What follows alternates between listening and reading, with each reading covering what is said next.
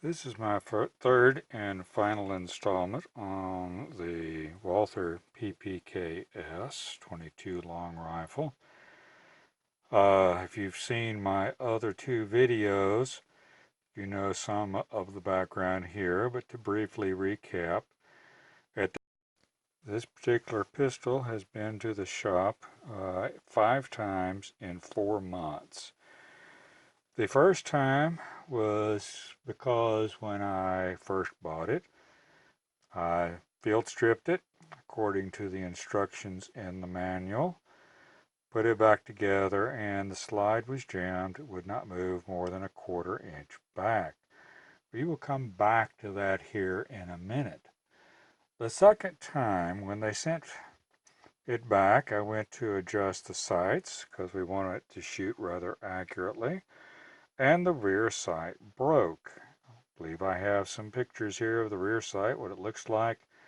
Has a little set screw in there, and that set screw, if you tighten it too much, will break through that cheap plastic rear sight.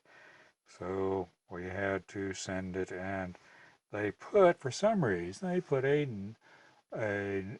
sight on there backwards. And then when I tried to adjust it, the wrench that they send along with the set screw with the pistol did not fit that set screw. So we had to send it back. They gave me a whole new slide. Uh, and when they sent that back, instead of just replacing the rear sight, when they sent the whole new slide back, they had not replaced the front sight with the higher sight that I had installed. Walther gives you several sight options to choose from. I had installed the highest sight so it would shoot close to target, and they did not send that back. So I had to call them up. They did ship me another front sight. The fourth trip back, I was trying to shoot it. It would not feed reliably. Didn't matter what I fed it. Of course, they don't tell you, and I've talked about this before, they don't tell you that standard velocity ammunition will not work in this pistol. It will fire, it will not feed. But I went to Remington Golden Bullet, their 40 grain bullet, listed at 1,255 feet per second at the muzzle. It is a high velocity bullet, a copper jacketed or copper plated bullet. Also used CCI Mini Mag varmint. It's a 36 grain, listed at 1,260 feet per second at the muzzle. And then Aguila Super Extra High Velocity. It is a copper plate, 40 grain bullet listed at 1,255 feet per second. None of those would feed reliably. So I sent it back to Walther again. This is the fourth trip out. And they put a brand new barrel on there. I get that new barrel, go out, start shooting it, and glory and praises, it feeds everything. I had, out of 30 rounds, I had 30 rounds of a high velocity, I had one failure to eject on that one. So bring it back, strip it down, clean it up, put it back together, and we are back to the slide stuck again. I call them up and I say, okay, what in the heck is going on here? I must have done something wrong. What did I do wrong? Turns out the recoil spring is very picky. Let me strip this thing down and show it to you, and we'll talk about the recoil spring some. As you may be able to see here, we have a recoil spring. This has been one of my problems with the slide jamming back. I don't know if you can tell, but there is a front and a back to that recoil spring.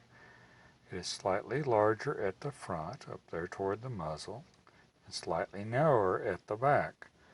If you get that thing reversed, it will jam your slide, and you have to send it back to Walther to have them unjam it.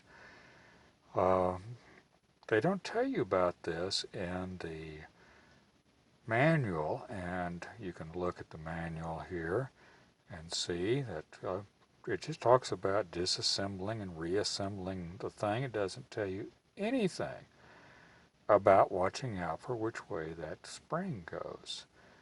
Now, I've got a picture of the ends of the spring here, both mic'd out, although the mic is laying on the bench and not exactly holding on to the spring. That is the accurate measurement for the front here, and then for the back there of the diameter of that recoil spring.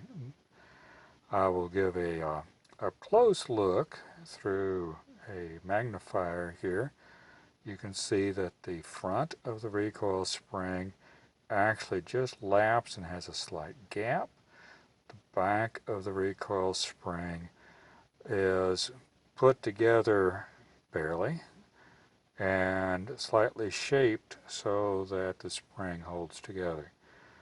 Other than those visual clues, there is nothing to tell you which way to go on this thing. And Walther is, you can call them up. They'll say, how about that? And have you ship it back into them.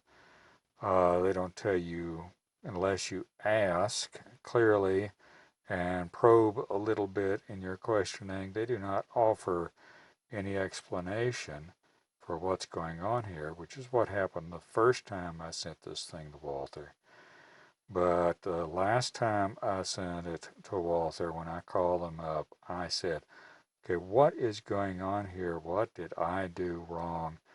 And that is when the fellow on the customer service line looked into it a little bit and said, oh, this is what's happening. It's an easy mistake to make.